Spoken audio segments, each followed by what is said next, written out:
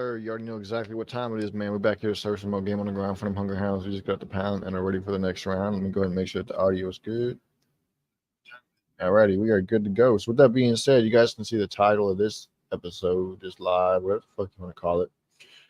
We're checking out the presidential debate. I know it took place a couple days ago. I know I'm late on it, but it is what it is. I figured I would react to it today, so that's what we are here to do. So with that being said, make sure you grab your snacks, your drinks, your weed, whatever the fuck the case may be. Obviously, I won't be going through the whole thing. I don't have enough time to go through the whole thing right now, but we're going to at least get into it. So with that being said, let me go ahead and get this shit pulled up real quick and get this shit pulled out real quick. Boom, just like that. Alrighty, so now that we got that going, let's go ahead and jump into this shit, man. In 3, 2, 1, let's get it. Essentially tied in the polls nationally and in the key battlegrounds, including right here in Pennsylvania, all still very much in play. The ABC News presidential debate starts right now. This is an ABC News special, the most consequential. New wave again. Face to face. Here now, David Muir and Lindsay Davis. Good evening, I'm David Muir, and thank you for joining us for tonight's ABC News presidential debate. We want to welcome viewers watching on ABC and around the world tonight. Vice President Kamala Harris and President Donald Trump are just moments away from taking the stage in this unprecedented race for president. And I'm Lindsay Davis. Tonight's meeting could be the most consequential event of their campaigns, with Election Day now less than 2 months away. For Vice President Kamala Harris, this is her first debate since President Biden withdrew from the race on July 21st. Of course, that decision followed his debate against President Donald Trump in June. Since then, this race has taken on an entirely new dynamic. And that brings us to the rules of tonight's debate. 90 minutes with 2 commercial breaks. No topics or questions have been shared with the campaigns. The candidates will have 2 minutes to answer questions, and this is the clock. That's what they'll be seeing. 2 minutes for rebuttals and 1 minute for follow-ups, clarifications, or responses. Their microphones will only be turned on when it's their turn to speak. No pre-written notes allowed. There is no audience here tonight in this hall at the National Constitution Center. This is an intimate setting for 2 candidates who have never met. President Trump won the coin toss. He chose to deliver the final closing statement of the evening. Vice President Harris selected the podium to the right. So let's now welcome the candidates to the stage. Vice President Kamala Harris and President Donald Trump.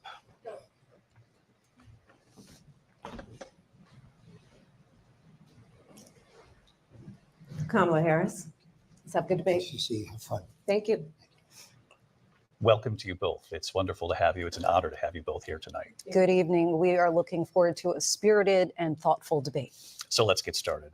I want to begin tonight with the issue that voters repeatedly say is their number one issue, and that is the economy and the cost of living in this country. Vice President Harris, you and President Trump were elected 4 years ago, and your opponent on the stage here tonight often asks his supporters, are you better off than you were 4 years ago? When it comes to the economy, do you believe Americans are better off than they were 4 years ago? So I was raised as a middle-class kid, and I am actually the only person on this stage who has a plan that is about lifting up the middle class and working people of America. I believe in the ambition, the aspirations, the dreams of the American people. And that is why I imagine and have actually a plan to build what I call an opportunity economy. Because here's the thing. We know that we have a shortage of homes and housing, and the cost. She's not even answering the damn question, bro. He said, do you think that the economy is better off now than it was 4 years ago? And she just went on this stupid ass fucking rant about how she was raised as a middle class fucking child. And like, answer the fucking question, yes or no. Oh shit. Expensive for far too many people.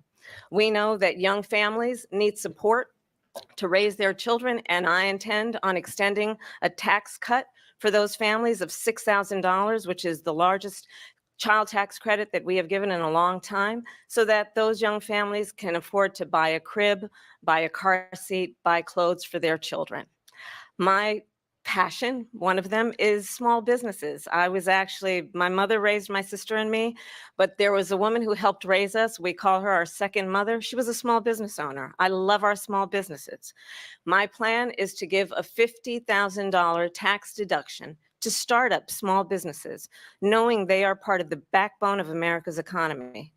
My opponent, on the other hand, his plan is to do what he has done before, which is to provide a tax cut for billionaires and big corporations, which will result in $5 trillion to America's deficit. My opponent has a plan that I call the Trump's sales tax, which would be a 20% tax on everyday goods that you rely on to get through the month.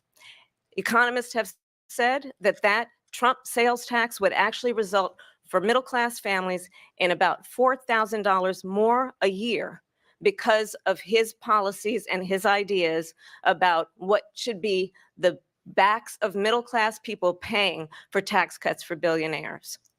President Trump, I'll give you 2 minutes. I ain't gonna lie, bro. Everything she just said went through one ear and out the other. Like, come on, dog. Like, really?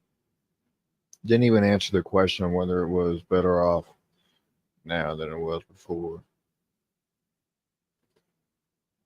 Fucking listening to her, I just start zoning out. First of all, I have no sales tax. That's an incorrect statement. She knows that. We're doing tariffs on other countries. Other countries are going to finally, after 75 years, pay us back for all that we've done for the world. And the tariff will be substantial in some cases. I took in billions and billions of dollars, as you know, from China. In fact, they never took the tariff off because there was so much money they can't. It would totally destroy everything that they've set out to do. They're taking in billions of dollars from China and other places. They've left the tariffs on. When I had it, I had tariffs, and yet I had no inflation. Look, we've had a terrible economy because inflation has, which is really known as a country buster. It breaks up countries. We have inflation like very few people have ever seen before, probably the worst in our nation's history. We were at 21%, but that's being generous because many things are 50, 60, 70, and 80% higher than they were just a few years ago.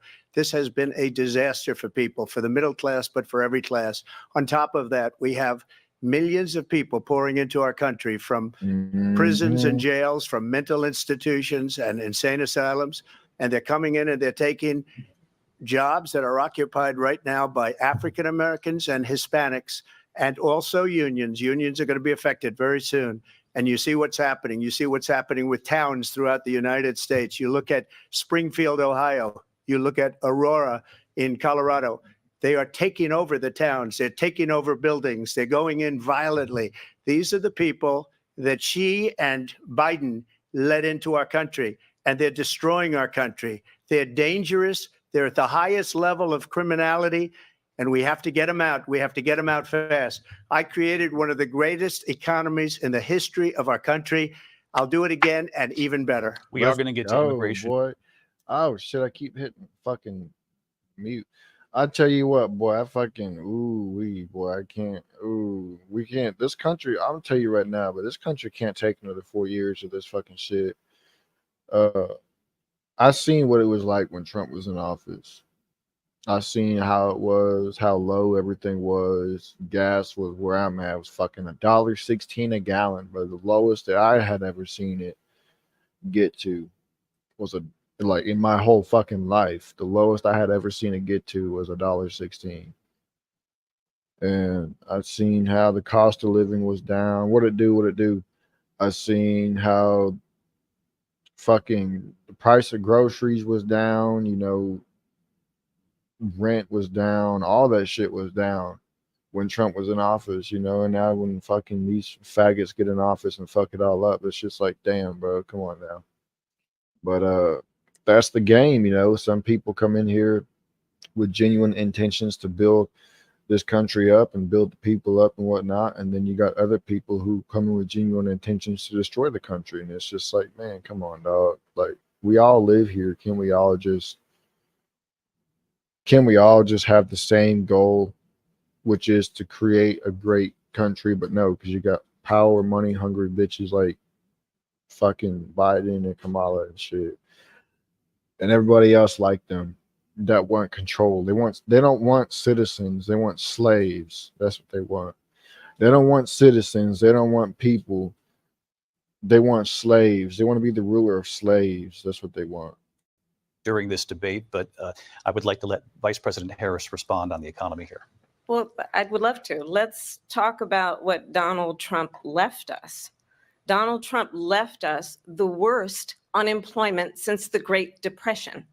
Donald Trump left us the worst public health epidemic in a century. Donald Trump left us the worst attack on our democracy since. First of all, bro, that whole COVID shit, that's not even like, I want to say it's not something that you can control, but I mean, obviously it was. There's some things that people do make and control and release and whatnot, but COVID releasing out into the public and shit, that's not in his control. You know, I remember he was working hard as fuck to get a real vaccine for COVID right up until he left. I remember he was working hard. He said, yeah, she don't rock with Trump, but she was shaking hands and smiling with Trump yesterday, and Biden literally put on a Trump hat. I saw that shit, bro. Trump just be sounding like she reading scripted, a bitch just sounded like she'd be reading scripted lines or got a wire in her ear. You know, I was speaking of wire in her ear. I've recently seen a couple of different things that they actually have earrings in that same design that are microphones. So it's a possibility that the reason why she hadn't debated, she kept refusing to debate him, was because she was trying to figure out a way that she could be told what to say, what to do, and whatnot. And that probably was the way that she was able to do that. I don't know how true it is or not, but it wouldn't surprise me one bit. Since the Civil War. And what we have I done. saw that fucking I saw that shit with Biden putting on that Trump hat, bro. This shit was funny as hell. He just reminded me so much of just a little kid, you know, not knowing what's going on, but he does something that he doesn't understand was cool or great, and the whole family starts cheering for him, and he just starts smiling. That's what Biden reminded me of when he put that hat on. That's literally what he reminded me of. Done is clean up Donald Trump's mess. What we have done and what I intend to do is build on what we know are the aspirations and the hopes of the American people. But I'm going to tell you all in this debate tonight, you're going to hear from the same old tired playbook, a bunch of lies, grievances, and name calling. What you're going to hear tonight is a detailed and dangerous plan called Project 2025 that the former president intends on implementing if he were elected again. You know, she talked about name calling and shit, and then she was like, "It's what I call Trump's tax cut or tax break or whatever." Like, bitch, you over here talking about name calling. You was literally just talking shit about Trump. Come on, bro. Like, that's all you're doing right now is just talking shit about Trump. Talking about all you're gonna hear is name calling. I mean, she's speaking facts. That's all she's doing is name calling. So, I believe very strongly that the American people want a president who understands the importance of bringing us together, knowing we have so much more in common than what separates us. And I pledge to you to be a president for all Americans. President Trump, will give you a minute here to respond. Number one, I have nothing to do, as you know, and as she knows better than anyone, I have nothing to do with Project 2025. That's out there. I haven't read it. I don't want to read it purposely. I'm not going to read it. This was a group of people that got together. They came up with some ideas, I guess some good, some bad, but it makes no difference. I have nothing to do. Everybody knows I'm an open book. Everybody knows what I'm going to do. Cut taxes very substantially and create a great economy like I did before. We had the greatest economy. We got hit with a pandemic. And the pandemic was not since 1917, where 100 million people died. Has there been anything like it? We did a phenomenal job with the pandemic. We handed them over a country where the economy and where the stock market was higher than it was before the pandemic came in. Nobody's ever seen anything like it. We made ventilators for the entire world. We got gowns, we got masks, we did things that nobody thought possible. And people give me credit for rebuilding the military. They give me credit for a lot of things, but not enough credit for the great job we did with the pandemic. But the only jobs they got were bounce back jobs. These were jobs bounced back, and it bounced back and it went to their benefit. But I was the one that created them. They know it, and so does everybody else. Vice President Harris, I'll let you respond. So Donald Trump has no plan for you. And when you look at his economic plan, it's all about tax breaks for the richest people. I am offering what I describe as an opportunity economy. And the best You already economists in said our that, country, bitch. if not the world, have reviewed our relative plans for the future of America. What Goldman Sachs has said is that Donald Trump's plan would make the economy worse. Mine would strengthen the economy. What the Wharton School has said is Donald Trump's plan would act. She said, hold on, let me go back real quick to what she said. Something world economy. And the best economists in our country, if not the world, have reviewed our Best economists in the country. But let me tell you something. But all the motherfuckers are all in bed together, right? So they're saying that her plan would make the economy strengthen it. Bitch, it would strengthen the world, everybody else's economy, but ours. That's what it would do. It would strengthen everybody's economy except for ours. That's what they're saying. That's what they're saying. relative plans for the future of America. What Goldman Sachs has said is that Donald Trump's plan would make the economy worse. Mine would strengthen the economy. What the Wharton School has said is Donald Trump's plan would actually explode the deficit. 16 Nobel laureates have described his economic plan as something that would increase inflation and by the middle of next year would invite a recession. You just have to look at where we are and where we stand on the issues. And I'd invite you to know that Donald Trump actually has no plan for you because he is more interested in defending himself than he is in looking out for you. It's just a soundbite. They gave her that to say. Look, I went to the Wharton School of Finance, and many of those professors, the top professors, think my plan is a brilliant plan. It's a great plan. It's a plan that's going to bring up our worth, our value as a country. It's going to make people want to be able to go and work and create jobs and create a lot of good, solid money for our country. And just to finish off, she doesn't have a plan. She copied Biden's plan, and it's like 4 sentences, like run, spot, run. 4 sentences that are just, oh, we'll try and lower taxes. She doesn't have a plan. Take a look at her plan. She doesn't have a plan. Mr. President, I do want to drill down on something you both brought up. The vice president brought up your tariffs. You responded, and let's drill down on this because your plan is what she calls is essentially a national sales tax. Your proposal calls for tariffs, as you pointed out here, on foreign imports across the board. You recently said that you might double your plan, imposing tariffs up to 20% on goods coming into this country. As you know, many economists say that with tariffs at that level, costs are then passed on to the consumer. Vice President Harris has argued it'll mean higher prices on gas, food, clothing, medication, arguing it costs the typical family nearly $4,000 a year. Well, I think me personally, the only way it would cause gas to go up is if you fucking cut off all the damn pipelines and shit that that we had going on and whatnot. I remember the first thing Biden did when he got in was shut down the fucking Keystone pipeline. And then you wonder why gas shot up to like fucking $4 or $5 a fucking gallon, depending on where. Some places shot up to like $8 to $9 a gallon. Like, bro, if you cut off our supplies, of course this shit's gonna fucking shoot up.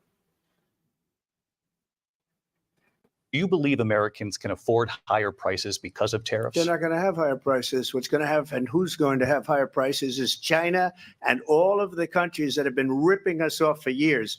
I was the only president ever. China was paying us hundreds of billions of dollars, and so were other countries. And, if she doesn't like them, they should have gone out and they should have immediately cut the tariffs. But those tariffs are there 3.5 years now under their administration. We are going to take in billions of dollars, hundreds of billions of dollars. I had no inflation, virtually no inflation. They had the highest inflation perhaps in the history of our country because I've never seen a worse period of time. People can't go out and buy cereal or bacon or eggs or anything else. The people of our That is a damn shame when you think about it, bro. People struggle buying cereal, eggs, and bacon. That is crazy. Oh man, you can't make up how fucking horrible they've done us, bro. I can't wait for Trump to get back in office, bro. I really can't. When I think of him being in office, our economy, I think of like back during like, had like the 60s, 70s, 80s, when everybody was excuse me, but everybody was happy. Everybody was able to live their life, not having to worry about going broke because they can't fucking afford to pay their fucking rent, or they going hungry because they can't put food on the table because the cost of living is much higher than the minimum wage. That's what I think, because that's how I felt whenever Trump was in office in 2016. I felt like we were literally living in a great fucking land, bro, in a great country. Gas was down, cost of living was down, cost of houses and stuff were down, all that shit was down. And that's what I think every time I think of him being in office, is us going back to having a great life. That's what I think.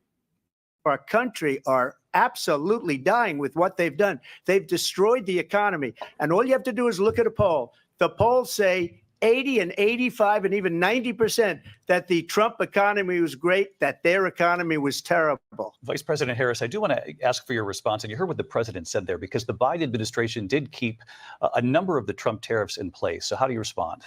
Well, let's be clear that the Trump administration resulted in a trade deficit, one of the highest we've ever seen in the history of America.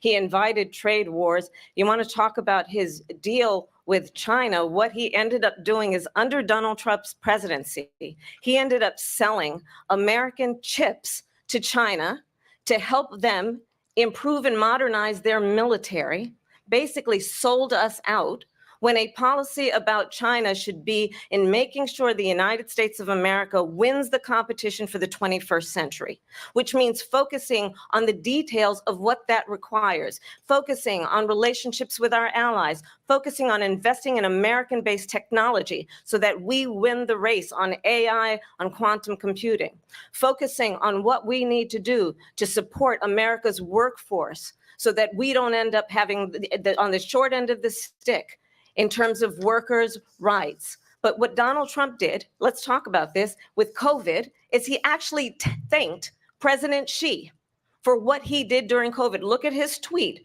Thank you, President Xi, exclamation point, when we know that Xi was responsible for lacking and not giving us transparency about the origins of COVID.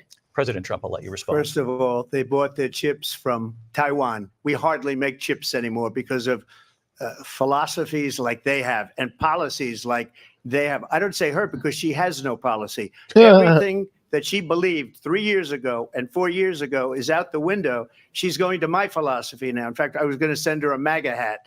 She's going to my philosophy. But if she ever got elected, she'd change it. And it will be the end of our country. She's a Marxist. Everybody knows she's a Marxist. Her father's a Marxist professor in economics, and he taught her well. But when you look at what she's done to our country, and when you look at these millions and millions of people that are pouring into our country monthly, where it's, I believe, 21 million people, not the 15 that people say, and I think it's a lot higher than the 21. That's bigger than New York State pouring in. And just look at what they're doing to our country. They're criminals. Many of these people coming in are criminals. And that's bad for our economy, too. You know, you mentioned before, we'll talk about immigration later. Well, bad immigration is the worst thing that can happen to our economy. Mm-hmm. They have, and she has, destroyed our country with policy that's insane. Almost policy that you'd say they have to hate our country. President Trump, thank you. Lindsay? One thing I want to say, she talked about how he, quote unquote, sold us out to fucking China and shit. Well, this bitch has literally sold us out to fucking all these damn illegals coming in, bro. She sold us out to fucking these people coming in and taking over their, go lay down now. Sold us out to these people coming in and taking over the fucking towns and the apartment complexes and jobs and whatnot, bro. Like, I don't even fucking... It got to the point to me to where I don't even know if I would want to live in Texas right now or even anywhere around where that bullshit is happening, because it's like, bro, I don't fucking want to deal with that shit, you know? So I know she ain't talking about selling people out. I want to turn to the issue of abortion. President Trump, you've often Yeah, this touted that ought you to were be able to good. kill Roe v. Wade. Last year, you said that you were proud to be the most pro-life president in American history. Then last month, you said that your administration would be great for women and their reproductive rights. In your home state of Florida, you surprised many with regard to your 6-week abortion ban, because you initially had said that it was too short. And you said, quote, I'm going to be voting that we need more than 6 weeks. But then the very next day, you reversed course and said you would vote to support the 6-week ban. Vice President Harris says that women shouldn't trust you on the issue of abortion because you've changed your position so many times. Therefore, why should they trust you? Well, the reason I'm doing that vote is because the plan is, as you know, the vote is they have abortion in the 9th month. They even have, and you can look at the governor of West Virginia, the previous governor of West Virginia, not the current governor, who's doing an excellent job, but the governor before, he said the baby will be born and we will decide what to do with the baby. In other words, we'll execute the baby. And that's why I did that, because that predominates, because they're radical. The Democrats are radical in that. And her vice presidential pick, which I think was a horrible pick, by the way, for our country, because he is really out of it. But her vice presidential pick says abortion in the 9th month is absolutely fine. He also says execution after birth. It's execution, no longer abortion, because the baby is born, is okay. And that's not okay with me, hence the vote. But what I did is something for 52 years. They've been trying to get Roe v. Wade into the states. And through the genius and heart and strength of 6 Supreme Court justices, we were able to do that. Now, I believe in the exceptions for rape, incest, and life of the mother. I believe strongly in it. Ronald Reagan did also. 85% of Republicans do.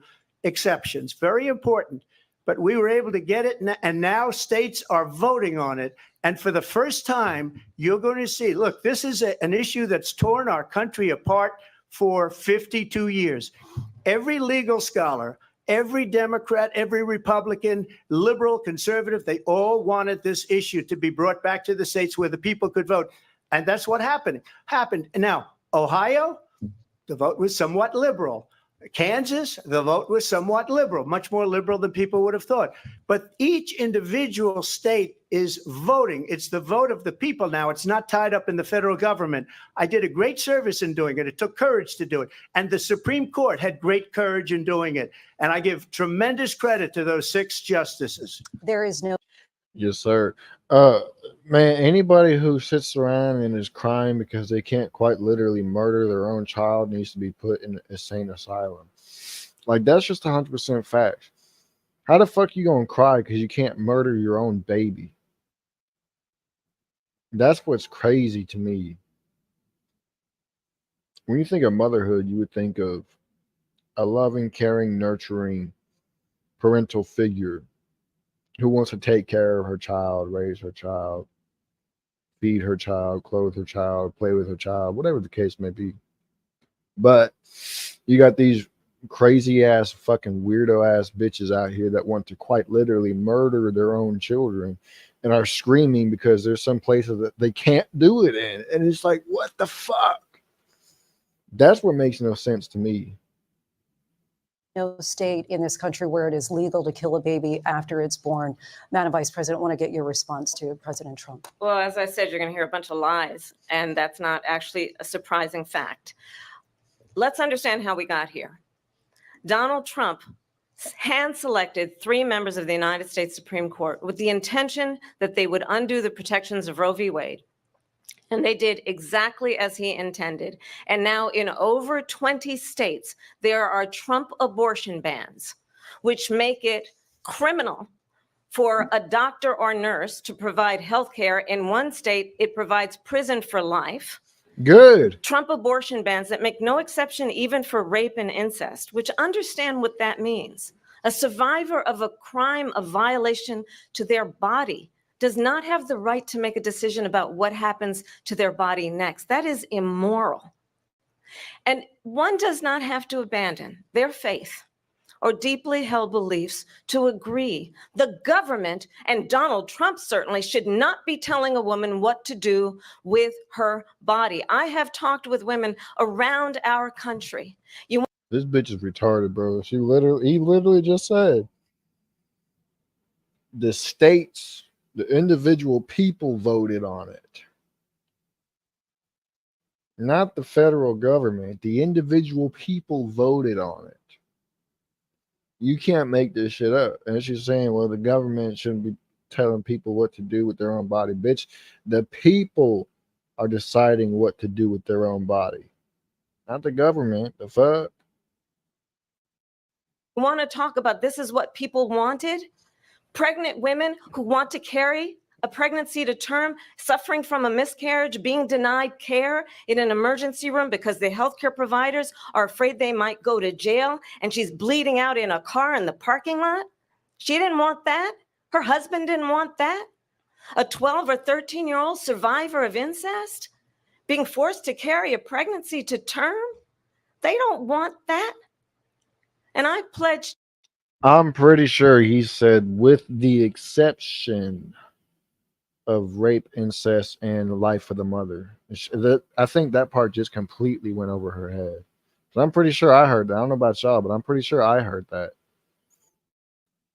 To you, when Congress passes a bill to put back in place the protections of Roe v. Wade, as President of the United States, I will proudly sign it into law. But understand, if Donald Trump were to be reelected, he will sign a national abortion ban. Understand, in his Project 2025, there would be a national abortion, a monitor that would be monitoring your pregnancies, your miscarriages. I think the American people believe that certain freedoms, in particular the freedom to make decisions about one's own body, should not be made by the government. Thank you, Vice President Harris. Well, there she That's goes what I'm again. saying. It's a lie. I'm not signing a ban, and there's no reason to sign a ban because we've gotten what everybody wanted. Democrats, Republicans, and everybody else, and every legal scholar wanted it to be brought back into the states, and the states are voting. And it may take a little time, but for 52 years, this issue has torn our country apart, and they've wanted it back in the states. And I did something that nobody thought. As I can tell, she's speaking her pre-practice talking points because her responses are never direct to his. She dodges every single question. Like right from the start, she dodged the question about the economy. It's how you know it's fucking rigged. Thought was possible. The states are now voting. What she says is an absolute lie. And as far as the abortion ban, no, I'm not in favor of abortion ban, but it doesn't matter because this issue has now been taken over by the states. Would you veto a national abortion ban if it came Well, to I your won't desk? have to because, again, two things. Number one, she said she'll go back to Congress. She'll never get the vote. It's impossible for her to get the vote, especially now with the 50-50 and essentially 50-50 in both Senate and the House. She's not going to get the vote. She can't get the vote. She won't even come close to it. So it's just talk. You know what it reminds me of? When they said they're going to get student loans terminated, and it ended up being a total catastrophe. The student loans, and then her, I think probably her boss, if you call him a boss, he spends all his time on the beach.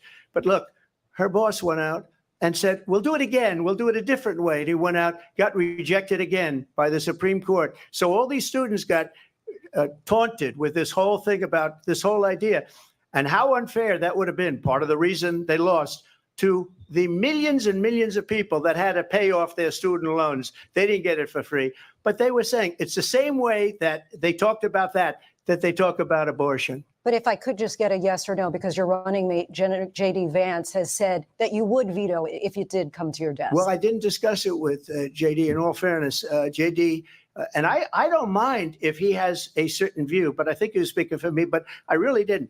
Look, we don't have to discuss it because she'd never be able to get it, just like she couldn't get student loans. They couldn't get student loans. They didn't even come close to getting student loans. They taunted young people and a lot of other people that had loans.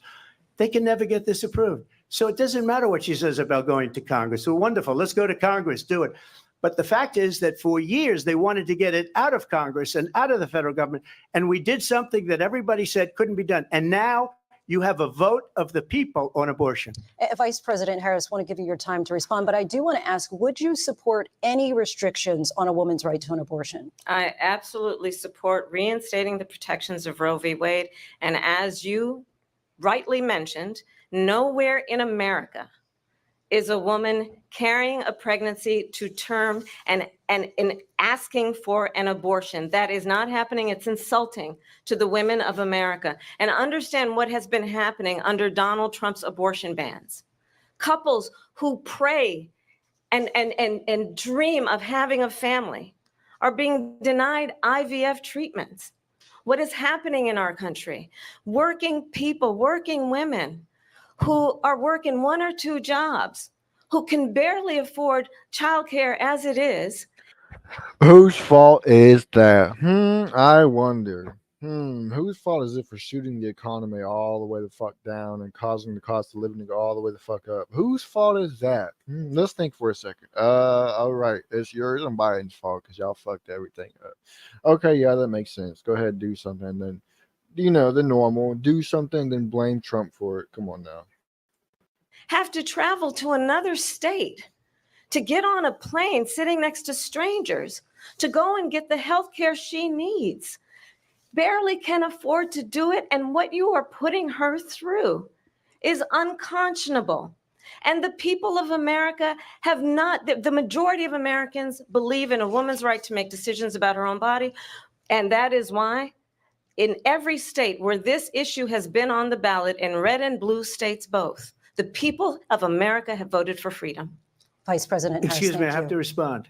Another lie. It's another lie. I have been a leader on IVF, which is fertilization. The IVF, I have been a leader. In fact, when they got a very negative decision on IVF from the Alabama courts, I saw the people of Alabama and the legislature 2 days later voted it in. I've been a leader on it. They know that, and everybody else knows it. I have been a leader on. I bet you when she's writing shit down with her pen, she's writing down shit that they're telling her in that little fucking earpiece. Okay, make she say this next. Okay, bet I'm gonna write it down. They make it look like she's taking notes so she can respond to what he's saying, but I guarantee you she's taking notes to respond to what they're telling her to say. Fertilization, IVF. And the other thing, you should ask, will she allow abortion in the 8th month, 9th month, 7th month? Come on. Okay, would you do that? Why don't you ask her that question? Why don't you answer That's the problem. question? Would you because veto? under Roe v. Answer Wade, the question. you Would you could veto? you could do abortions in the 7th month, the 8th month, the 9th That's month, not true. and probably after birth. Just look at the former governor of Virginia. The governor of Virginia said we put the baby aside and then we determine what we want to do with the baby. President Trump, thank you. We're going to turn now to immigration and I know she didn't deny it. She didn't answer it either. She's like, it's crazy. It's crazy, bro. It's absolutely wild. But yeah, man, I think I got to go ahead and stop for now.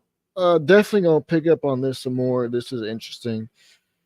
I got some things I got to go take care of. So appreciate y'all for tapping in, man. Make sure y'all share with your friends, your families, members, aunties, and grannies, and everybody else y'all know. She's fucking lying, dog. Like everything that she says, she lies. And every time I hear her talk, it just goes through one ear and out the other.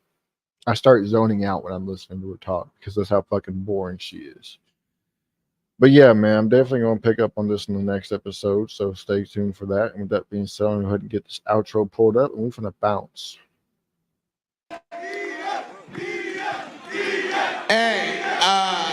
Hey, with the fun tour, going out here and all this shit all over fucking USA, and I'm done with all this shit. I'm cool off all this fucking talking shit. I got a whole team to represent. I don't want to do none of this. I never did want to do any of it. Fuck this nigga and fuck his team, bro. I'm out. I gotta go. Square up with yourself, motherfucker.